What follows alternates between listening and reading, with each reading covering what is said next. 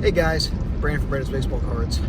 I am driving. My kids are actually staying with my parents for the next week because my mom is on spring break at the school that she works at. So my wife and I actually have a little bit of time to just live our best life and hang out a little bit, which is kind of nice. But you miss your kids, you know. I woke up this morning and I was like, where are Michael and Sophia? You know, feel like a part of you is missing.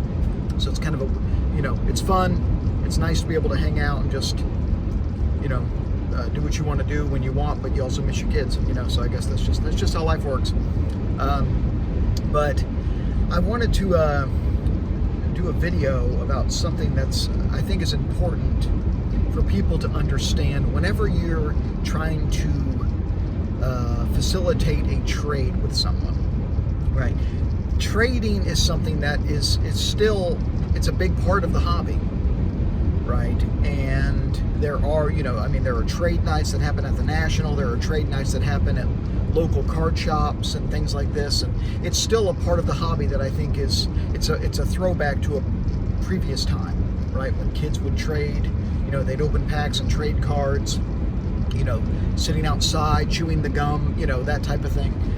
But there's something I've noticed in the last 6 months or so, and it's not meant, I'm not going to call anybody out specifically, but I think, and if you watch this video and you and I have ever discussed a trade and it hasn't worked out, please don't take offense or think that I'm talking about you, okay? But what I feel like it needs to be said and what needs to be understood, especially if you're trying to trade for an item, if there's an item that you really want, right? If there's an item that is an expensive item, you can define expensive as you wish. It's important to understand that you need to be willing to put up high quality items in a trade, right? You need to be willing to sacrifice something that you may not necessarily want to put on the table. But if it's to get an item you really want, you may need to put something up, right? The kind of put up or shut up idea, And I've had a few trades in the last 6 months, maybe the last year, a few trade discussions that have gone on, where people are just not. You can tell that they're really. I know they have better stuff that they could potentially put on the table, right? I know that. I've seen some of their collection. I know they do, and they're just not willing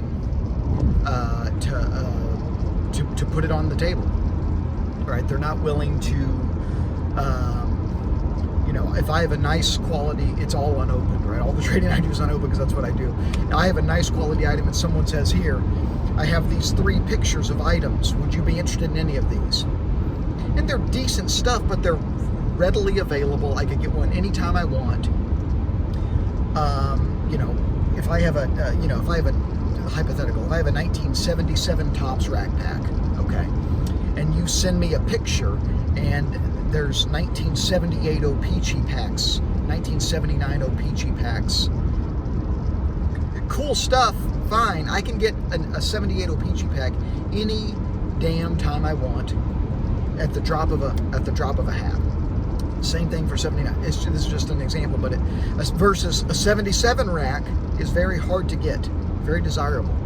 So no one in their right mind, from a collecting standpoint, is going to trade a 77 Topps rack pack or something along those lines for a 1980 or 1979 O-Pee-Chee pack in most circumstances, unless there's like some crazy star showing or something, right?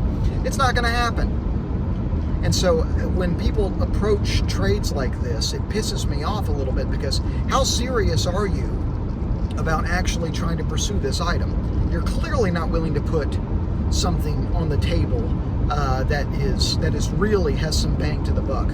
Rather, you would rather have, I get 6 or 7 shit pieces, or not shit pieces, that's the wrong way to put it, 6 or 7 less rare pieces, and you get this one really desirable item.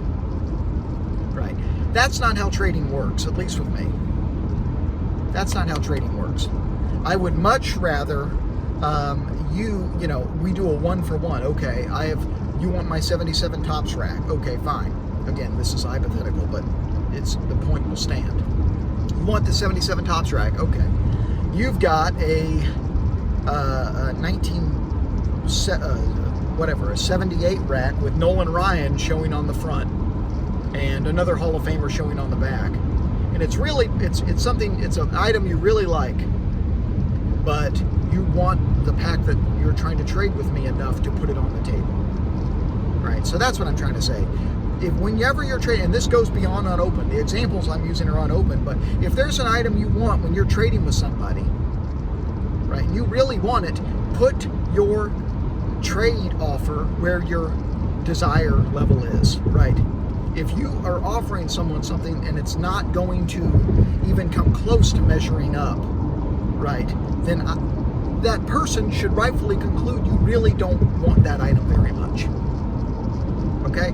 So that's my 2 cents. Take it for what it is, but I've been meaning to do this video for a while, and thought it would be a good time while driving to kind of, air my not grievances is the wrong word, but air my views on this. Okay, so take it for what it is, but hope you found some wisdom there and some insights for when you conduct trades.